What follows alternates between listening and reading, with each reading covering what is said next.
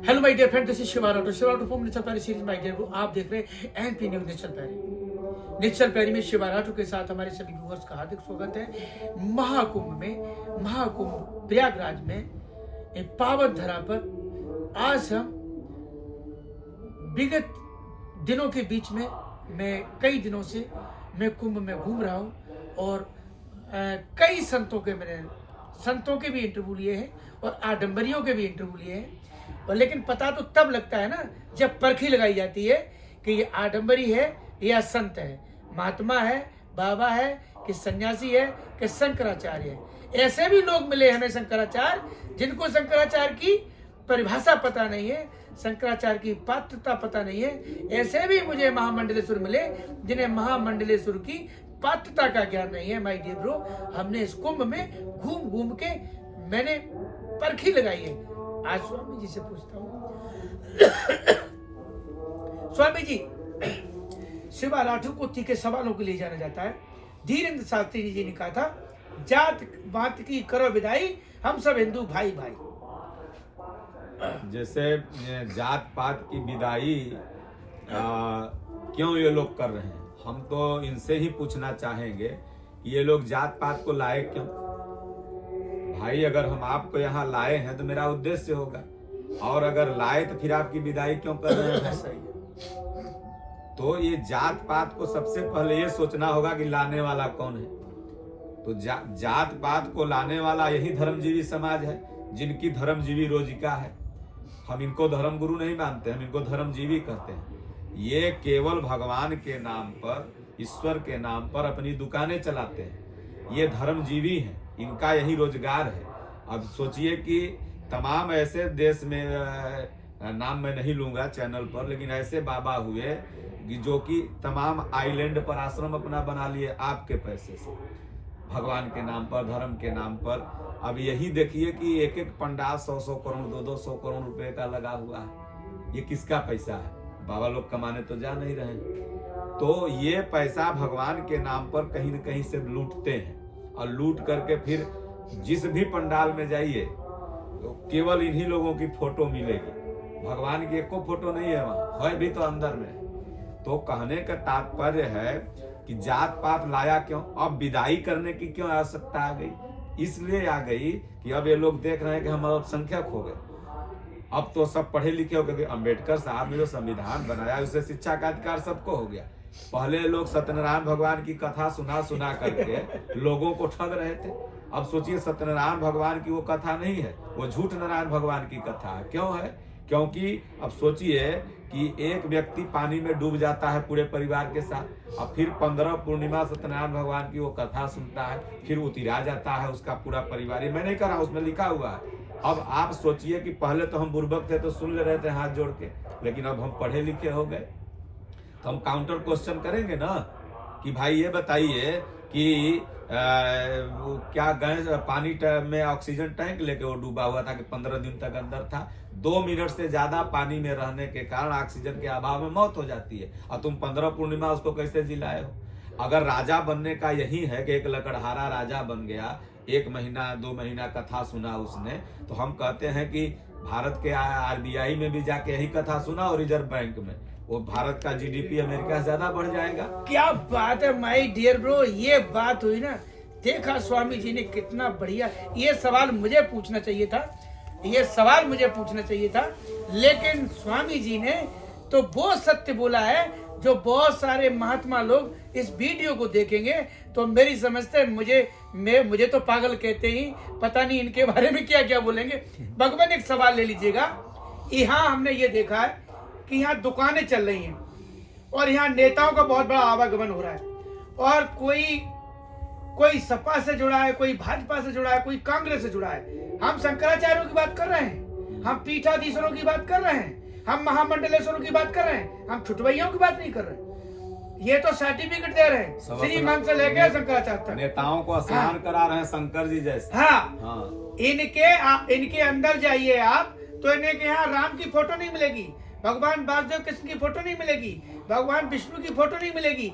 ये स्वयं अहम ब्रह्मास्मि जो वेद वेद जो 4 वाक्य में है, मुझे लग रहा है कि इनके अंदर समाया हुआ है। इसके बारे में क्या कहेंगे कि बाबा सब राजनेता हो गए, तो ये आम पब्लिक क्या करेगी? धर्म का ज्ञान कौन कराएगा? राजनीति को धर्म नीति से साफ कौन करेगा? देखिए, ये हर युग में इस तरह के कालनेमी घूमते रहे हैं कि जो नेताओं के पीछे या उस समय के राजाओं के पीछे लगे रहते थे, क्योंकि अभी नहीं किसी युग में था कि यही संविधान के निर्माता होते थे और यही संविधान को लागू करते। क्षत्रियों को पढ़ने नहीं देते थे, शूद्रों को पढ़ने से अधिकार ही छीन लिया, तो जो नियम बना दिया कि अगर ये शास्त्र सुन लिया तो कान में इसको घी डाल दो, जीभ काट लो। इसी भारत में हुआ था। जो मंदिर में चला गया तो यह कर दो, वो मुसलमान का छुआ खा लिया तो वो मुसलमान हो गया। तो आज भारत में एक भी हिंदू नहीं बचा। क्यों नहीं बचा? क्योंकि सब मोटरों में, बसों में, होटलों में सब खाते हैं। इसी संगम में कितने मुसलमान भी डुबकी लगा के चले गए तो सब छुआ गया। तो कहने का तात्पर्य है कि धर्म कभी छुआता नहीं है और धर्म गुरु भी सदैव एक रहते हैं। कृष्ण भगवान के समय में एगो शब्द ज्ञान देखिएगा माय डियर ब्रो, कितना साफ शब्द ज्ञान देखिएगा और नॉलेज के साथ देखिएगा। तो जितने ये मतलब के क्या नाम है, पौंडरिक था कृष्ण भगवान के समय, वो भी उनका नकल करता था। लेकिन इतिहास क्या उसको याद रखा? इतिहास कृष्ण भगवान को याद रख रहा, इतिहास राम भगवान को याद कर। राम भगवान के समय में भी तमाम लोग थे जो ढकोलपंथी करते थे। तो बहुत बड़ा आश्रम बना लेना, बहुत चेला बना लेना, ये महात्मा की निशानी नहीं है। महात्मा की निशानी है कि समाज में जो पड़ी हुई दरार है, जो खाइयां हैं, उसको वो पाटे, क्योंकि समाज का ही अन्न वो ग्रहण कर रहा है, समाज के ही। तो आज समाज में और ये लोग दरारें डालते हैं और आपस में लड़ाएंगे। ये सब धर्म के धर्म गुरु, ऐसा नहीं मैं कोई सनातन धर्म के धर्म गुरुओं की बात कर रहा हूँ, मुसलमानों को मैं भी कर रहा हूँ। ये भी दान जैसे नेता लोग एक ही बार में टेबल बजाते हैं, कब जब बिल पास होता है उनके सैलरी का, उसके बाद एक बार टेबल कभी नहीं बजता है पूरे संसद भवन में चाहे विधानसभा में। उसी तरह ये जितने धर्म है, सबके धर्म गुरु दान पर जाके एक मत हो जाएंगे। यानी तुम कमाओ हमको दो और तुमको बैकुंठ मिलेगा। सोचिए अगर यही व्यवस्था से बैकुंठ मिलता। हाँ, दान का मतलब क्या होता है? मन का दान। जैसे अष्टावक्र महाराज ने राजा जनक से जो विदेह हुए थे तो मन का दान मांगा था कि तुम मन का दान दो, ये नहीं कहते अपना घर लिख दो। जब आपने हमको अपना मन दे दिया, उन्मुनी मुद्रा का ज्ञान कराया था, उन्मुनी मुद्रा का ज्ञान कराया। तो जब आपने मन दे दिया हमको, तो हमारे पास गमछी नहीं, आप तो देख ही रहे हैं कि बाबा सब गमछी नहीं, वो गमछी दे देते। तो अब वस्तु दान आजकल ले रहे हैं। तो ये दान के नाम पर जो भ्रांतियां, और हर संप्रदाय के धर्म गुरु आपस में अपने अपने जनों को लड़ाते हैं, और लड़ा करके संत जो रियल में होगा और रियल में जो फकीर होगा, ये दोनों समाज को नहीं बांटेगा। लेकिन पंडित और मौलवी, उधर काजी, ये समाज को आपस में बांटते हैं। इसलिए बांटते हैं कि इनकी दुकानें चलती रहे। क्या बात, एक सवाल ले लीजिएगा, बहुत बढ़िया बोला आपने। सन्यासी तो जीवन अलग होता है। सन्यासी को वोल्वो, रेंज रोवर, जो BMW लग्जरी कारों में चलना, बाउंसर लेके चलना, CRPF लेके चलना, ये जो महात्मा लोग चलते हैं, इतनी बड़ी बड़ी इनकी मुख्यमंत्रियों जैसी सुरक्षा है, इनके महल ऐसे बने हैं।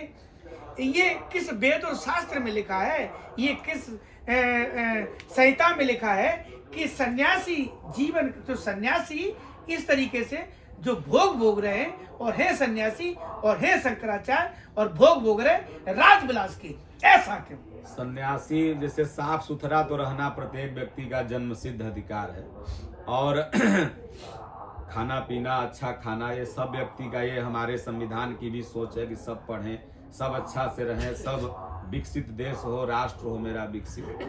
लेकिन ये लोग जो कहते हैं, तो यहाँ तक तो ठीक है भाई, हम भी हैं तो साफ गमछी रखे हुए, हम भी पटना से आए हैं तो एगो गाड़ी है, भक्त लोग दिए हैं, आए हैं। लेकिन जो ये कहते हैं कि तुम्हारी रक्षा हनुमान जी करेंगे और हमारी रक्षा बाउंसर करेंगे। हमारे गुरु महाराज के अनन्य भक्त थे राजनाथ सिंह, जब गृह मंत्री थे। अमित शाह भी भक्त हैं, लेकिन आज तक महाराज जी के आप ले चलेंगे आश्रम में सतीशगढ़ में, एक फोर्स नहीं है वहां पर। महाराज अगर महाराज नहीं, उनका कोई चेला कह देता है, राजनाथ सिंह गेट सुरक्षा दे देते। फोटो में भी दूंगा आपको, चरण में बैठे हुए। तो कहने के तात्पर्य है कि दिखावा जहां है वहां पर धर्म नहीं है, और जहां धर्म है वहां दिखावा नहीं है। एक रहीमदास जी का दोहा है कि जो देखा सो कहा नहीं, कहा सो देखा ना है, रहीमन अगम बात यह कहन सुनन को ना है। जिसने देखा उसने तो कहा ही नहीं, मौन हो गया, और मौन ही सबसे बड़ा संगम स्नान है। आज कुंभ में आप आइए और मौन हो जाइए, और मौन होकर के अध्ययन करिए। मैंने अध्ययन किया पूरे कुंभ में। सिर्फ कुंभ के हम निगेटिव तत्व को ही नहीं देखेंगे, यहाँ पॉजिटिव तत्व भी है। पॉजिटिव तत्व यह है कि यहाँ चारों तरह के भक्त मिल रहे हैं।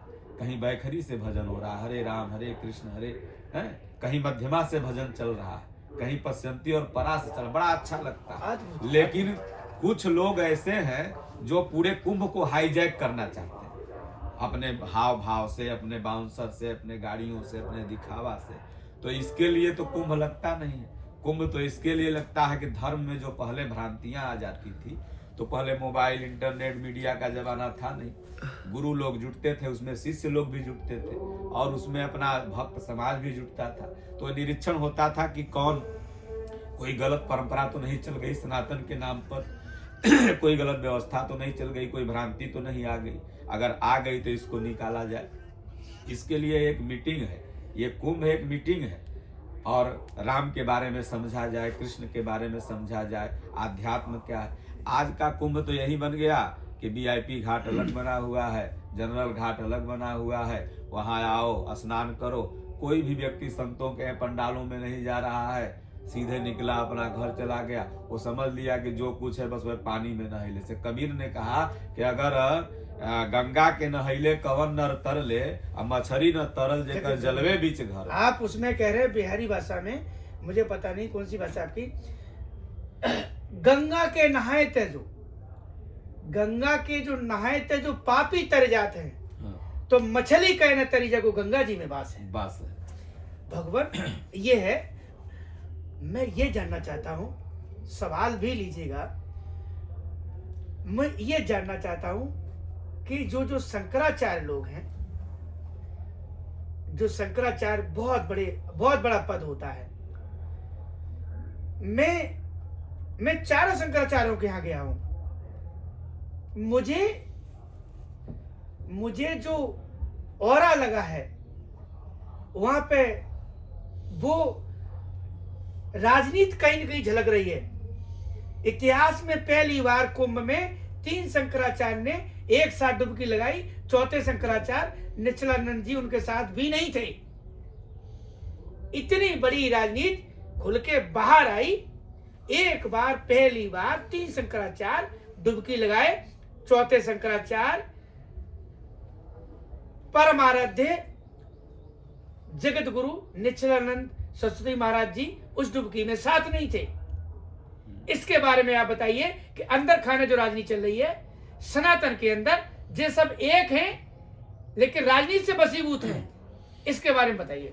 ये मेरा विषय क्षेत्र नहीं है, लेकिन मैं इतना ही बताऊंगा कि शंकर जी के सिद्धांत पर जो चलता है वो शंकराचार्य है। क्या बात। और शंकर जी का जो सिद्धांत है वो श्री रामचरितमानस है। गोस्वामी जी ने कहा कि रचि महेश निज मानस राखा, पाई सुसमय शिवा सन भाका।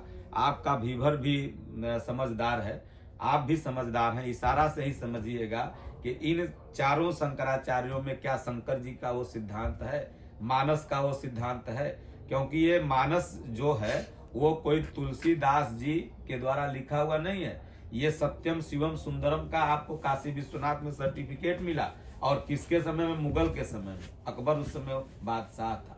तो वो शिव की वाणी मानस है। और वो मानस क्या कहती है? बड़े भाग मानुष तन पावा। वो मानस क्या कहती है कि अस्प्रभ हृदय अछत अविकारी, सकल जीव जग दिन दुखारी। वो मानस क्या कहती है कि सब प्रभु के पुत्र हैं, सब मम प्रिय सब मम उपजाए, सबसे अधिक मनुज मोहि भाई। और ये शंकराचार्य क्या करें? सबसे अधिक पंडित जी मोहि भाई, सबसे अधिक दुबे जी मोहि भाई, सबसे अधिक हमको धनवान भाई 5 करोड़ लेकर के आए तो हमको उसको महामंडलेश्वर बना देंगे कि शंकराचार्य काहे बना देंगे। तो कहने के तात्पर्य है कि मानस के सिद्धांत पर कहाँ चल रहे हैं कोई। भगवान एक सवाल ले लीजिएगा। सतयुग में जब समुद्र मंथन हुआ था तो 14 रत्न निकले थे। और जब 2025 में प्रयागराज में जब समुद्र मंथन हुआ तो उसमें 4 रत्न निकले। उन 4 रत्नों के बारे में बताइएगा। और जो महात्मा लोग बताते ही नहीं वो 4 रत्न निकले हैं। ये रतन फतन कुछ नहीं है, ये सब यूट्यूबर द्वारा जो वीडियो से कमाई आती है ना, जैसे कि वो ट्रेंडिंग कराने के लिए वीडियो लोग डाल देते हैं, तो ये उनके रतन है। लेकिन क्या नाम है, पब्लिक इन्हीं को ज्यादा देखी। अब जैसे कि एगो IITN बाबा कौन बना हुआ है, हम कहते हैं कि ठीक है आप बाबा बन गए, अच्छा बात है, लेकिन बाबा का आपके अंदर लक्षण है? कभी पैंट पहन लेते हो, कभी दाढ़ी बढ़ा लेते हो, कभी सिगरेट पीते हो, कभी कहते हो मैं कृष्ण हूँ। एक साधारण सा एग्जाम्पल दूंगा कि लोग कहते हैं शंकर जी गांजा पीते थे। अभी जितने कम से कम 500 करोड़ का गांजा का कारोबार इस कुंभ में हुआ होगा, शंकर जी को किसने देखा कि गांजा पीते थे या चरस पीते थे? और शंकर जी क्या गांजा और चरस पी के शंकर जी बने हैं?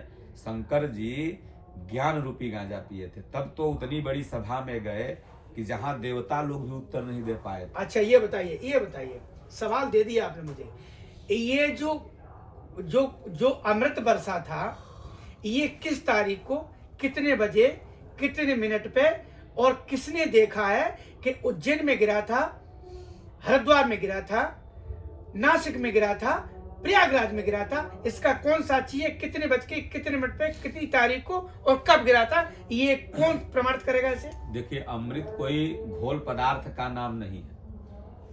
अमृत जो है कोई घोल पदार्थ, इसका कोई साक्ष्य है जिसका मैं जो बोल रहा हूं? अमृत जो तो है ये आत्मा ही अमृत है और ये सबके अंदर है। अधन मृत बराबर अमृत। तो चारी जगह फिर कुंभ क्यों लगता है? नहीं, ये हम बताऊंगा। तो अमृत जो है ये कोई पेय पदार्थ का नाम नहीं है जो कि यहाँ छलक गया और यहाँ अमृत बरसने लगा, अब बाकी पटना में नहीं है, बिहार में, ऐसा कुछ नहीं। हर जगह अमृत है। वो परमात्मा जहाँ है, भगवान कहते हैं अग जगमय सब रहित विरागी, प्रेम ते प्रभु प्रगटय जिमियागी। यहीं पर आके आप अमर नहीं होंगे। दुनिया में कहीं भी बैठ के अगर उस ईश्वर को याद करेंगे तो आपको एक स्थान से दूसरे स्थान जाने में समय लगेगा, गाड़ियां लगेगी, भाड़ा लगेगा, लेकिन उस ईश्वर को आने में समय नहीं लगता। माता द्रौपदी को उतारने के लिए, सदन कसाई को उतारने के लिए किसी कुंभ में थोड़ी गया था वो। तो इसलिए ये मैंने जैसा बताया कि ये एक मीटिंग है, ये एक हमारे सनातन धर्म के लोगों को उपस्थित करने का एक तरीका है। ये बात है। एक सवाल है, छत्तीसगढ़ में मैं गया हूं, मैं उधर 12-15 उधर रहा, घूम के आया हूं। मैं वो बात कर रहा हूँ जो अनुभवी बात है। प्रयागराज में गंगा जमुना सरस्वती है, वहां पे भी छत्तीसगढ़ में राजीव लोचन है, जहाँ माँ कर्माबाई ने भगवान विष्णु को मतलब अपनी तपस्या के बल पे प्रकट किया था। भगवान विष्णु को वहां पे प्रकट होना पड़ा था। उस संगम को कोई नहीं जानता है। हमारे इटावा में, मैं जहां से हूँ, वहाँ 5 नदियों का संगम है, उसे पचनदा कहते हैं। आपने 5 नदियों का संगम इटावा में वो आश्रम भी वहाँ वो पचनदा है। इन ब्राह्मणों ने, इन साधु संतों ने यहाँ की वर्णन किया है, प्रयागराज का किया है, हरिद्वार का किया है, उज्जैन का किया है। हमारे यहाँ का इटावा का जो 5 नदियों का संगम है उसका क्यों नहीं किया? भारत में कई जगह संगम है, क्योंकि ये भौगोलिक स्थितियां हैं। जिधर ढलान होता है उधर नदियां जा करके मिलती। मैं जहाँ पटना में रहता हूँ, वहाँ एक मनेर है, वहाँ पर गंडक, गंगा, जो इधर से यमुना भी मिल के चली जाती हैं, और सोन, 3 नदी वहीं मिलती है। तो ये जो इसका नाम न संगम है। संगम का मतलब होता है कि मेरा दिल और आपका दिल मिल जाए, मतलब कि भगवान और भक्त मिल जाए, इसी का नाम संगम है। और वो भजन से होगा। और वो जब आप राम को जान जाएंगे, भरद्वाज ने जब राम को जान गए भरद्वाज मुनि, उनका संगम हो गया, राम से मिल गए। तो इसका नाम संगम है, न कि नदियों के मिलने का नाम संगम। हजारों जगह नदियां मिली है पूरे भारत में, और ये सारी नदियां फिर समुद्र में जाके मिल जाती है, चाहे किसी भी दिशा से हो, कोई सागर में, कोई सागर में। तो ये तो एक भौगोलिक परिवेश है, इससे और आध्यात्म से कोई मतलब है ही नहीं। जितना भी, जैसे आप अभी चश्मा पहने हुए, इसका क्या मतलब है कि आंख की दृष्टि को बढ़ाना। तो जो चंदन हम लगाते हैं, इसका भी वैज्ञानिक कारण है, क्योंकि जैसे आपने आज्ञा चक्र की बात की, संगम की बात की, तो यहाँ चंदन जब हम लगाते हैं तो इसको शीतलता, क्योंकि ध्यान करते समय सबसे ज्यादा प्रेशर यहीं पर पड़ता है। जब चारों तरफ से अपने आप बॉडी को एब्जॉर्ब करेंगे तो यहाँ पर सबसे ज्यादा गर्मी होती है। तो जब यहाँ आप चंदन लगाएंगे तो ये थोड़ा शांत रहता है। आप रक्षा जो पहनते हैं हाथ में, तो ये कोई पाखंड नहीं है, इसका कारण है, आप डॉक्टर को जाते हैं तो डॉक्टर बीपी आपका जब चेक करता है तो यहाँ बांधता है, तो बीपी सर्कुलेट रहता है आप अगर अच्छा पहने हुए हैं तो। दूसरा, अगर पहले नदी में लोग नहाते थे, तालाब, ये कुआं इत्यादि में, समरसेबुल में पैखाना वगैरह नहीं था तो बहुत सारे लोग डूब के मर जाते थे। तो नहाते समय लोग वस्त्र कम पहनते हैं, तो सड़सी फंस जाए लाश निकालते समय, उसके लिए भी हाथ में कुछ यहाँ पर लोग बांधे रहते थे। सबका एक कारण है, वीडियो बहुत लंबा हो जाएगा। माय डियर वो, जैसा कि हमने देखा कि हमारे तीखे सवालों का बहुत मैं ये कहूँगा कि साइंटिफिक तरीके से, आध्यात्मिक तरीके से शिवा राठौर के तीखे सवालों का शास्त्रसम्मत, वेद सम्मत और साइंस से, और मैं ये कुछ सामाजिक तरीके से, कई तरीके से श्री भगवान ने जो है जवाब दिए। मैं इनके चरणों में कोट कोट बंदन, अभिनंदन करता हूँ। जय हिंद, चल प्यारी, all of you my dear friends.